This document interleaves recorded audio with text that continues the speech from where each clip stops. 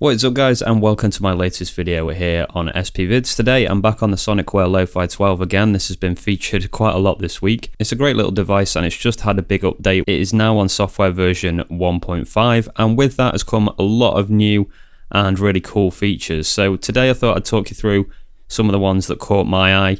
There's a lot more than what I'm going to mention, so definitely head to their website and check out the full changelog. If you are an existing user of this device, definitely go and grab this update. It's completely free of charge, and yeah, there's a lot of cool new features which are going to make your life a lot easier. One of the great things about this update, which every company should do, I think, is if you go to the online manual, they've actually highlighted all the latest updates in the PDF, so you can see exactly what's changed really easily. I wish all companies would do that because it just makes life so much easier when you're trying to work out exactly what's changed. Okay, so without further ado, let's get into this one. The first thing that I wanted to show you, and this is a great quality of life update, is when you're in the chopping area. So I've got this sample here. I go to pad to look at my chops. In the previous version, say for example here, you can see these are all in choke group 1. You had to manually add every single chop into the choke group and it was so tedious, but now you can see at the top right of the corner, there's the option to choose all or each. So if we have it on all, if I want to change the choke group and take them all out of the choke group, you can see I can do that for every chop. If I want to put it back into it, there we go. We can put it into 1 or 2, 3 or 4. You can take your pick. So that has made things so much easier. And then on top of that, you can change the pitch and level of all the chops at the same time on this screen as well now. You couldn't do that previously either. So pitch, for example, if we just pitch this right up, you can hear that that's affected every single chop. If I go ahead and put this back to 0, which can be a little bit tedious. And there we go. You can hear that all those chops are back to how they were originally. So that's a really nice tidy up for that area. And yeah, if you did want to go ahead and change them individually, obviously you can just switch this to each and then you can change the pitch and level of them individually, which is really cool as well. So yeah, a good update, that one, a real quality of life one, and I'm very happy to see those updates in this release. Okay, the next one is pretty simple, but it's the fact that we can now do reverse playback on samples. So for example here, I've got this snare. If I want to go ahead and reverse it, you can see here in the bottom right of the screen, there's 2 arrows, one's pointing forwards, one is pointing backwards. So if I just go ahead and press the corresponding button under the screen here, you can hear that that is now changed to be playing in reverse, which is really, really nice and simple to do. I think it's also got loop play and loop reverse as well. Yeah, there you go. But I want it on one shot mode, so I'm going to do one shot back to how it was. And there we go, it's back to normal. So you can do this for any track. Really simple to do.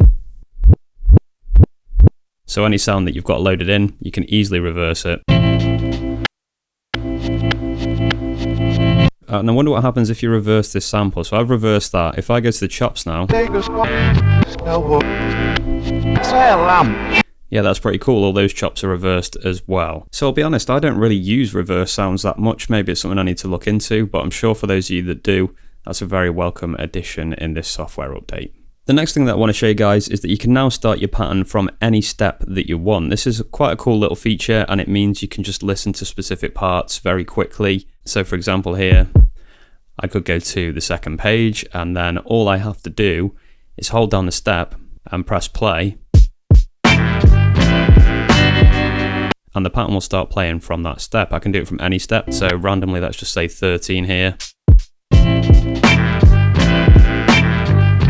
I think that's really useful when you're working on patterns and you want to target a specific area.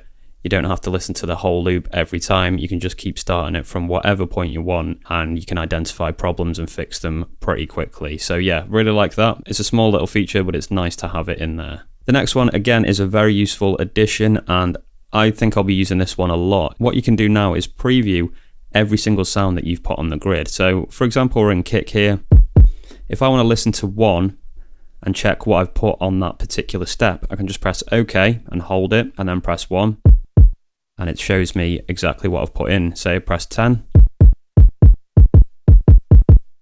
So you can hear when I press the ones that have got values in them, it sounds and it's really useful. So if I go to hi-hat, you can hear the differences here. You can hear that I'll change the velocity on 3 there, 5 is louder, 7's quieter. So yeah, you can just go in and diagnose little problems again. You can hear that exact step and exactly what it's playing back when the pattern is looping. You're not having to rely on listening to the pattern over and over again or using mute to identify problems in your loops. I really, really like that update. Another good feature that they've added is the ability to remove individual chops from your loop. So if I go back into my chopped sample, I'll do function and track 4. That selects the channel without triggering it. Then I'm going to press pad. And now what I can do is just press clear and hold it and then choose any of the chops that are in the pattern and remove them. So if I go ahead and remove the chop that's on track 1 here, you'll notice that light 1 will disappear. So there we go. That is no longer in the loop.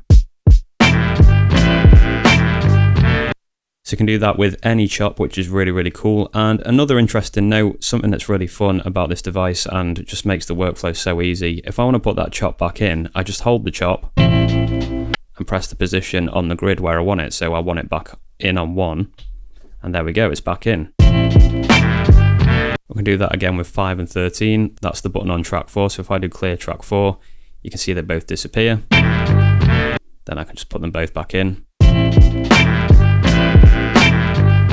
And it's like nothing ever happened. So yeah, you can go in, remove any chops that you want, and also just, yeah, as a side note there, you can see that it's very easy to add other chops in or add the chops that you've removed back into your loop again if you wanted to do that. Okay, the last thing that I wanted to show you guys, and this is a real game changer. I love this feature that they've added. You can now export stems of your tracks, and this is just going to be a game changer for people that like to work in a specific piece of gear, or maybe you like using hardware and then arranging things in a DAW like Ableton. This makes it extremely easy to do that. So if I go into the pattern mode and I just press menu using the button under the screen, you can see here now we have audio export.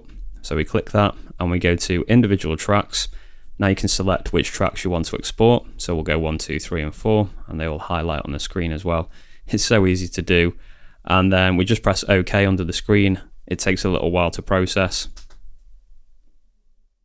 And there we go, that's done. It puts it in a folder on your SD card, and you have access to all the stems of all the tracks that you've exported. I'll show you on the screen the path to it.